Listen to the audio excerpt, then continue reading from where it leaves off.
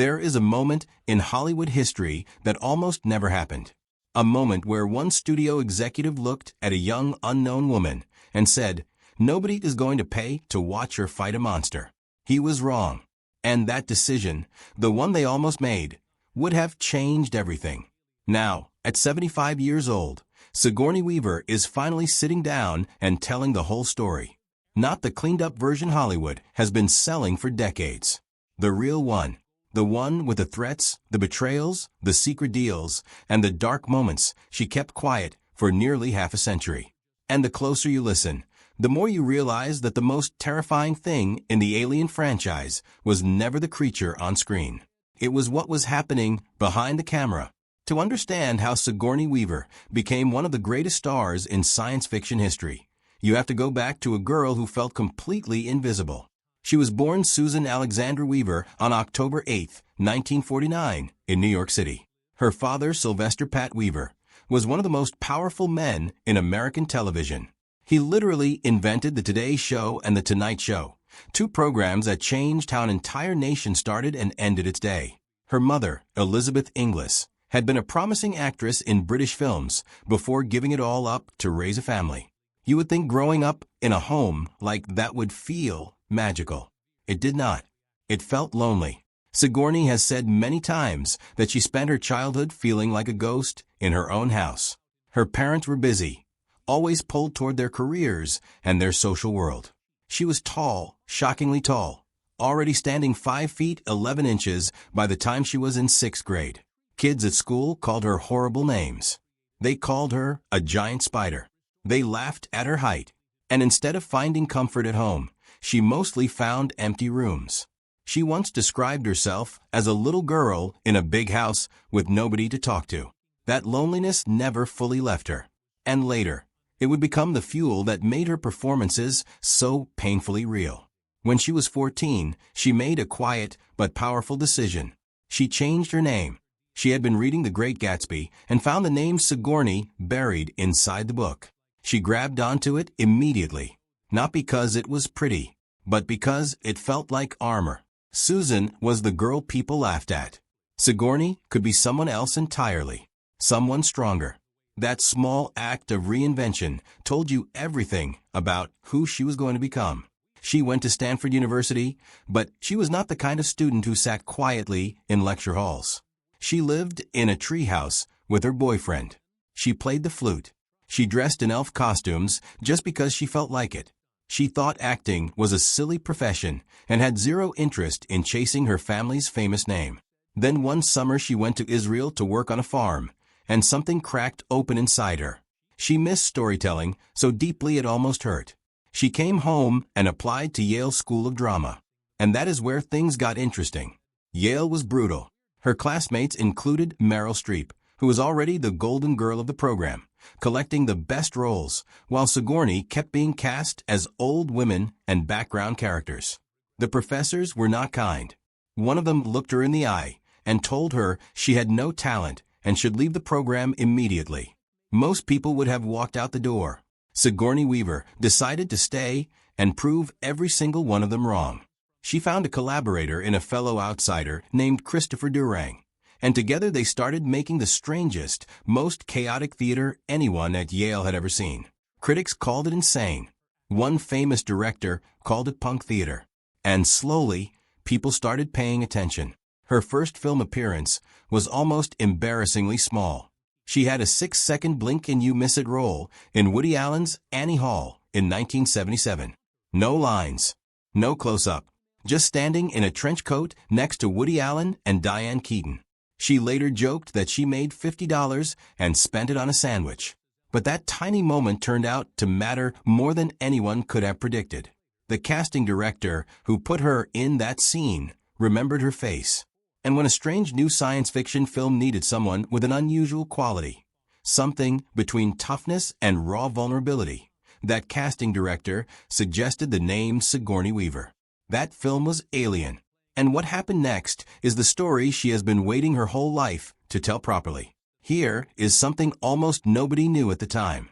The original script for Alien in 1976 had no female characters specified at all.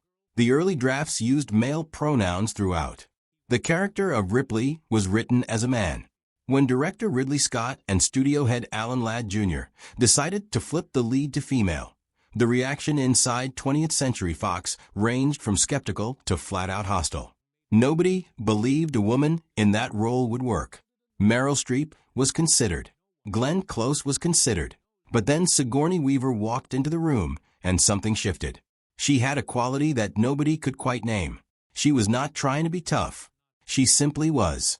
The studio agreed to cast her, but they made sure she knew exactly where she stood. While her co-star John Hurt was paid $250,000 for his role, Sigourney Weaver was paid $35,000. Think about that number for a moment. She was the lead of the film. The entire movie rested on her shoulders, and she was being paid less than 15% of what a supporting actor made. When she found out later, the fury she felt was something she carried quietly for years. It shaped everything about how she negotiated for herself going forward.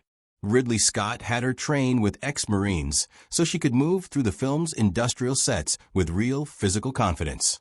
He needed audiences to believe that this woman knew how to handle machinery, how to read a situation, how to survive. And she delivered something nobody in Hollywood had seen before. When a male captain played by Tom Skerritt died partway through the film, audiences were stunned. Ripley was not a sidekick. She was not the woman who needed saving. She was the last one standing, the most capable person in the room, the one who figured it out when everyone else fell apart. The film made history. But behind the scenes, the battles were just beginning. When Alien became a massive hit and Fox started developing Aliens in 1986, Sigourney Weaver used her new leverage carefully. She demanded script approval.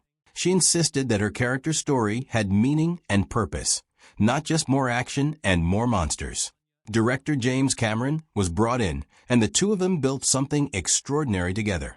Her performance in Aliens was so powerful that she received an Academy Award nomination for Best Actress, something that had never happened before for a science fiction action film.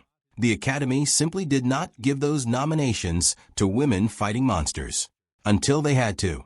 She did not win that night. The Oscar went to Marlee Matlin for Children of a Lesser God. Many people felt Sigourney had been robbed. But the nomination alone cracked something open in Hollywood. It said out loud what audiences had already been saying with their ticket money. This woman is one of the greatest performers of her generation, and the genre she works in does not make her any less serious. Then came Alien 3, and this is where the story gets genuinely dark. The original concept for the third film was hauntingly beautiful. A writer named Vincent Ward had developed a vision set on a wooden monastery planet, where monks believed the alien creature was a divine punishment sent by God. It was eerie and poetic and full of religious imagery. Fox approved it. Sets were being built. And then 3 weeks before filming was supposed to begin, the studio threw the entire script in the trash. Test audiences had complained about the deaths of two beloved characters from the previous film. Fox panicked, scrapped everything, and forced the production into a prison planet setting with no real plan. The director they hired to manage this chaos was a 28-year-old first-time filmmaker named David Fincher, who had only ever made music videos. Every single morning, Fincher had to fight studio executives just to shoot scenes his own way. Scripts were being rewritten while filming was already happening. Millions of dollars had been wasted. The whole production was drowning. And Sigourney Weaver was in the middle of it all, her head shaved, her skin reacting painfully to the prosthetic glue they used on her scalp, dealing with rashes and delays while executives told her she was being hysterical for having creative opinions. She later said that during Alien 3, she thought seriously about quitting acting altogether. It was not the physical pain. It was the way she was treated, the way her ideas were dismissed, the way men in suits talked to her like she had no right to care about the story she was putting her body through. Fincher himself was so destroyed by the experience that he left Hollywood for a period afterward. He has called Alien 3 a nightmare he wants nothing to do with. When Fox released an extended cut of the film years later, he refused to participate. The movie that audiences saw was not anyone's vision. It was a result of panic, corporate interference, and a complete breakdown of trust between the artists who cared and a studio that only cared about protecting its money. Despite all of that, Sigourney Weaver came back one more time for Alien Resurrection in 1997. But this time, she was not playing Ripley. She was playing a clone of Ripley, a being who was part human, part alien, carrying the DNA of both species inside her body. She threw herself into the strangeness of it completely. She changed the way she moved. She stalked. She crouched. She stared at people like something ancient and predatory was looking through her eyes. In one of the film's most disturbing scenes, she discovered a lab full of failed clone versions of herself, twisted and suffering. And the look on her face in that moment was not acting. It was something much realer than that. One moment from that film has become legendary. There was a scene where her character had to throw a basketball over her shoulder without looking and sink the shot. The director planned to fake it with CGI. Sigourney refused. She spent weeks training with an NBA coach. On the day of filming, she made it on the very first take. Her co-star Ron Perlman was so shocked he broke character completely and shouted something that could not be repeated in the final cut. They had to stop the scene immediately because his reaction was never in the script. People in Hollywood still talk about it as one of the most unexpected real moments ever caught on camera in a big studio film. After Resurrection, she drew a clear line. When Fox approached her about Alien vs. Predator, she said no without a second thought. She called the concept ridiculous. She said it was like making Jaws fight Godzilla. She was not protecting her ego. She was protecting Ripley. That character meant something. That character had changed what women were allowed to be in movies. She was not going to let it become a cheap action toy. At 75, Sigourney Weaver has lived a life that most people could not have survived. She has fought studios, survived exploitation, raised a daughter, stayed married to the same man for 40 years, and spent decades quietly using her fame to fight for gorilla conservation, climate action, and the rights of women everywhere. She has won 2 Golden Globes in one single night, something no actor had ever done before and no one has done since. She played a teenage alien girl in Avatar, The Way of Water, at the age of 61. She has never once taken the easy path, and she has never once apologized for that. But the thing she wants people to understand, the truth she has finally decided to say out loud, is this. The alien was never the most dangerous thing on that ship.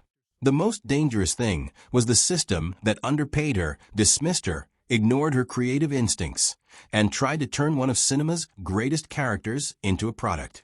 She fought that system for 40 years, and she won. That is the real story of Alien, and it took 75 years for the right person to finally tell it.